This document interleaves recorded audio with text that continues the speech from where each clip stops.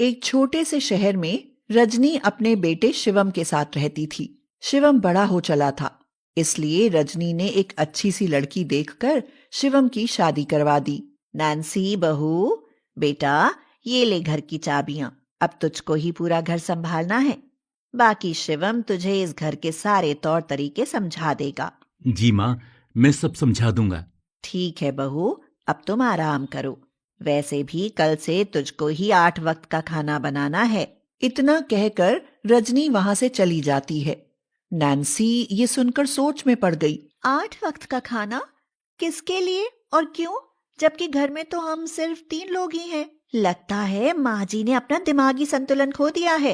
अरे सो जाओ, मैं कल सब समझा दूंगा। अगले दिन सुबह जल्दी तैयार होकर नैन्सी रसोई घर में जाती है।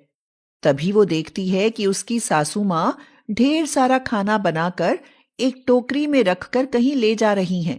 बहू, तुझे उठने में देर हो गई, इसलिए मैंने खाना खुद बना लिया। शिवम उठ जाए तो उसको नाश्ता करवा देना। मैं अभी आई। इतना कहकर रजनी वहां से चली गई। कुछ देर बाद शिवम नीचे आया और बोला, जल्दी से नाश्ता लगा दो, मुझे ऑफिस के लिए देरी हो रही है। नैन्सी नाश्ता लगाती है और शिवम से बोलती है, सुनिए, ये माँ जी सुबह सुबह इतना सारा खाना लेकर कहाँ गई हैं? तुमको बता ही देता हूँ, आगे तुम्हें ही ये सारे काम करना है।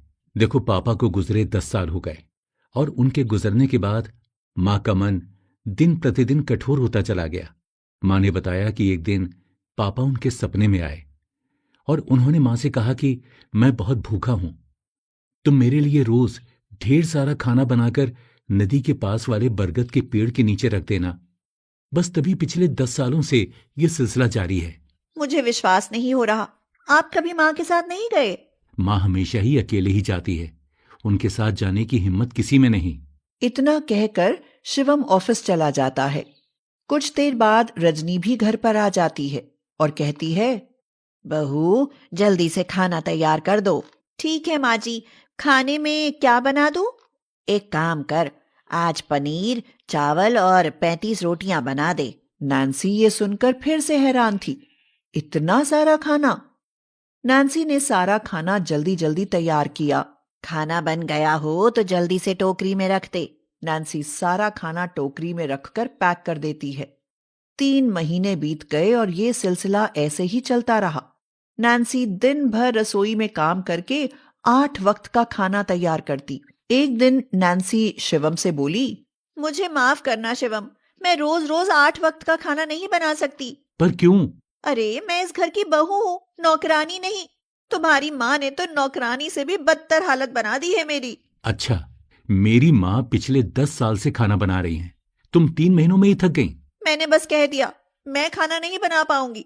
अगर अपनी माँ से बात नहीं की तो मैं अपने मायके चली जाऊंगी। हाँ। तब तक रजनी वहां आ जाती है और कहती है, बेटा आज ढेर सारे मेवे डालकर सूजी का हलवा बना दे। लगभग 30 से 35 किलो सूजी ले लेना। माँ, ऐसे कब तक चलेगा?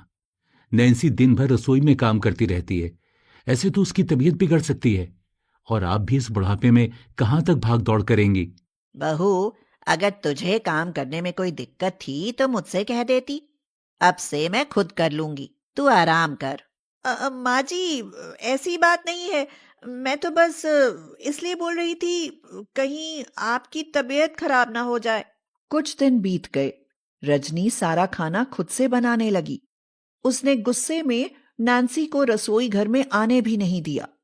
एक दिन रसोई में खाना बनाते वक्त रजनी की तबीयत खराब हो गई और वह बेहोश हो गई। अरे माँ जी, क्या क्या हुआ आपको? सुनिए, जल्दी से यहाँ आइए, माँ जी अचानक बेहोश हो गई हैं। शिवम माँ को उठाकर उनके कमरे में ले जाकर उनको उनके बिस्तर पर लिटा देता है। मैंने आपसे बोला था ना कि माँ अपनी तबीयत खराब कर लेंगी। अगर तुम रोज आराम से 8 वक्त का खाना बना लेती तो आज माँ की ये हालत नहीं होती। हाँ, सारी गलती तो मेरी है। कुछ ही देर में रजनी को होश आ जाता है। होश में आते ही रजनी बोलती है, बहू जाकर खाना बांध दे, मुझे खाना लेकर जाना है। माँ, आप कहीं नहीं जा रही हैं, अब से आप सिर्फ आराम करेंगी। अरे मुझे कुछ नहीं हुआ, बस थोड़ा सा चक्कर आ गया था। बहू तू मेरी बात सुन, जाकर खाना बांध दे। नैन्सी जाकर सारा खाना बांध देती है और रजनी खाना लेकर चली जाती है। आज मैं सच पता लगा कर ही रहूंगी। माँ जी की इतनी तबीयत खराब होने पर भी वो इस हालत में भी नहीं रुकी। सच? कैसा सच? मैंने तुमको सब बताया था, वही सच है। नहीं, मुझे लगता है कोई और बात है। माँ जी हमसे कुछ छिपा रही हैं। तुमको जो ठीक लगे करो। इतना कहकर शिवम वहां से चला जाता है और नैन्सी अपनी सासू माँ के पीछे पीछे जाती है। तो वो देखती है कि उसकी माँ नदी के पास बने वृद्ध आश्रम में जाकर सबको खाना खिलाती है और फिर आधा खाना लेकर पास में बने अनाथ आश्रम में जाकर बच्चों को अपने हाथ से खाना खिलाती है। तभी उनमें से एक बच्चा बोलता है, आपने कभी भी हम सबको माँ की कमी महसूस नहीं होने दी। आप रोज हमारे लिए खाना लेकर आती हो और उतने ही प्यार से हम सबको खाना खिलाती भी हो। क्या आप हमें बताएंगी आप ऐसा क्यों करती हो? इतना तो कोई अपना भी नहीं करता। बेटा, आज तक मैंने ये बात किसी को नहीं बताई, पर तूने इतने प्यार से पूछी है तो मैं तुझे जरूर बताऊंगी। जब मैं केवल 8 वर्ष की थी ना, तभी मैं अनाथ हो गई थी। तब मेरा साथ किसी ने नहीं दिया। मुझे कभी भी माँ का प्यार नहीं मिला। किसी से मदद मांगी तो उन्होंने गलत नजर से देखा और छुआ।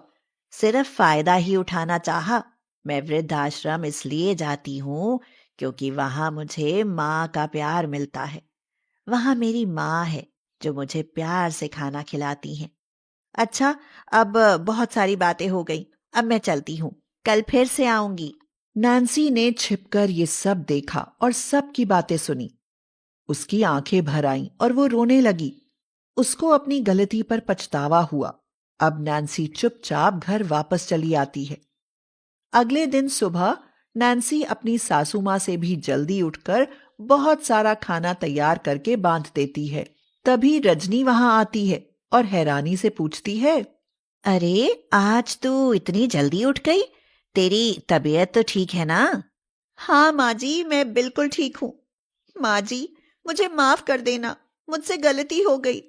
अब से मैं रोज सारा खाना बनाकर बांध करके रख दूंगी। इतना कहकर नैन्सी तेज तेज से रोने लगी। रजनी नैन्सी को माफ कर देती है और उसको गले से लगा लेती है। वहीं पीछे खड़ा शिवम ये देखकर बहुत खुश हो जाता है।